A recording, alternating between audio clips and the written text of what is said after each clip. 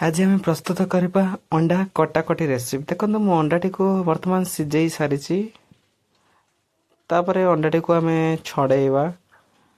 देखु आम कि छड़ेवा अंडाटी को आम छड़ेवा।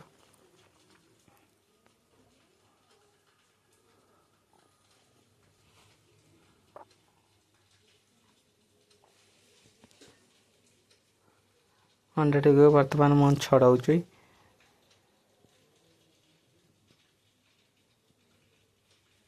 अंडाटी को भल भाव पूरा छड़ाइबा। देखु कौन भी किसी भी रखा ना। अंडाटी बहुत सुंदर देखा छड़ाइला परे।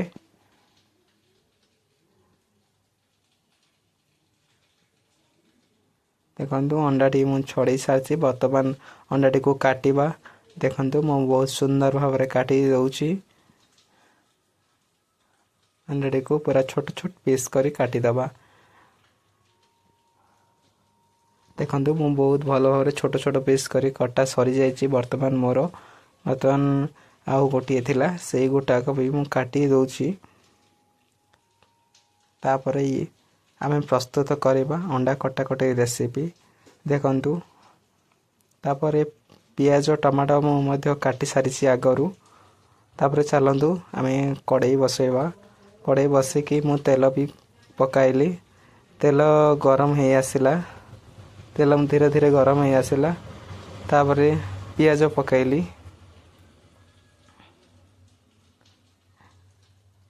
पियाज पकई सारी पियाज टी को किसी समय घांटिली।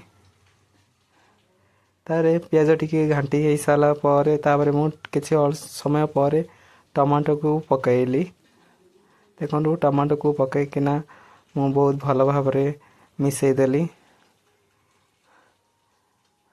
तापर आम किसी लुण पकईबा। देखो लुण पकले जहाँकि टमाटो आ पियाजर जहाँकि सीझब बहुत भल भाव सीझी पार। तापर देखो मु हलदी पकईली। तापर मु मर्च गुंड पकईली।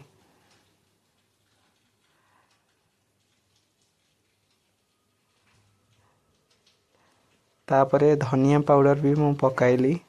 धनिया पाउडर पकाइली। तापर मसला गुंड भी पकाइली। मसला गुंड पकई सारा पर आम देखु एबे बहुत भल भाव मिसईबा एवं घांटिबा। देखो मु धीरे धीरे घांटिली।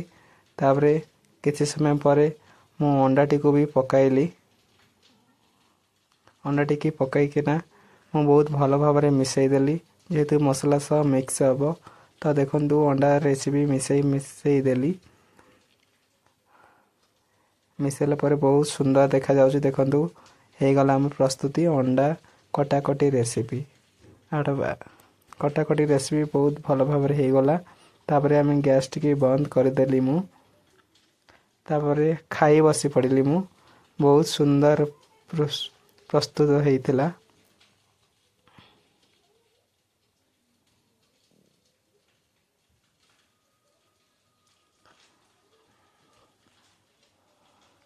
तापर खाई सारा पर मु